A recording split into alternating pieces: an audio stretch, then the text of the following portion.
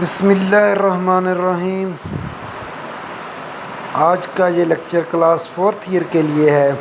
آسودگی، آرام و سکون، ریلیکسیشنز انگریزی زبان کا لفظ ہے جس کے معنی ہے آسودگی، آرام و سکون۔ آسودگی، آرام و سکون سے مراد سب کام چھوڑتے ہوئے اپنے عضلات پٹھوں سے مکمل طور پر کوئی کام حرکت سر انجام نہ دینا۔ آرام حرکت کا متضاد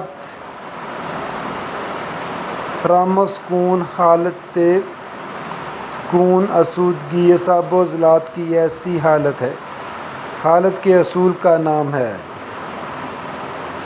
جس سے پورے انسانی ڈھانچے سے متعلقہ تمام تر عضلات کا کھچاؤ کم ہوتا ہے۔ آرام و سکون کا مطلب ہر ممکن حد تک عضلات یا پٹھوں کو حرکت یا کام کرنے سے بالکل آزاد کرنا، یا جس قدر ممکن ہو ایسی سرگرمی تقریباً صفر کے برابر ہو۔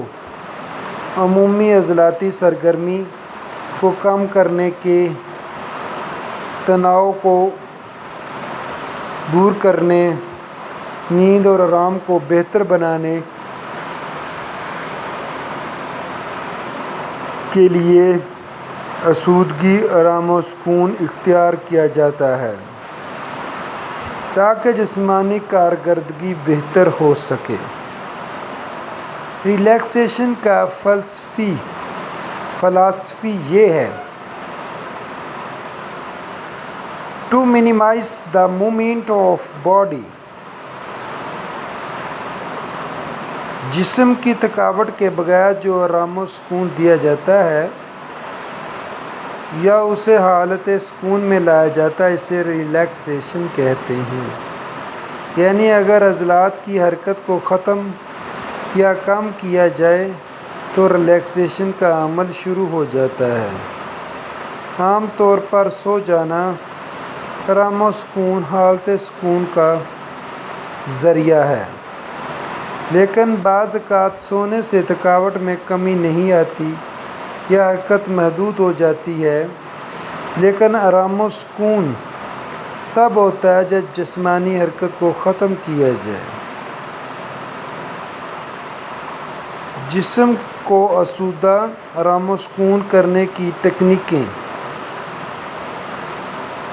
جسمانی ہیجانی کیفیت کے گھٹانے کو آسودگی، آرام و سکون، حالت سکون کہتے ہیں۔ ایسے بہت سے طریقے ہیں جن کی مدد سے ہم اپنے جسم کو آسودہ یا نارمل حالت میں لاتے ہیں۔ آرام و سکون، حالت سکون آسودگی کرنے کے دو اہم طریقے ہیں: جسمانی اعضاء کی رفتار کو دیکھ کر اندازہ لگانا، عضلات کو باری باری نارمل حالت میں لانا۔ نمبر 1، جسمانی اعضاء کی رفتار کو دیکھ کر اندازہ لگانا۔ بائیو فیڈ بیک سے مراد کسی محرک کے پیدا کردہ خود کار جسمانی رد عمل کے مطالعہ سے حاصل ہونے والی معلومات کو اس رد عمل پر شعوری طور پر کنٹرول کرنے کا طریقہ ہے۔ ہم اپنی ہیجانی کیفیت کے بلند ہونے کے نظام کو صحیح طرح اس لیے نہیں جانچ پاتے کیونکہ اس کو جانچنے کا کوئی آسان طریقہ موجود نہیں ہے۔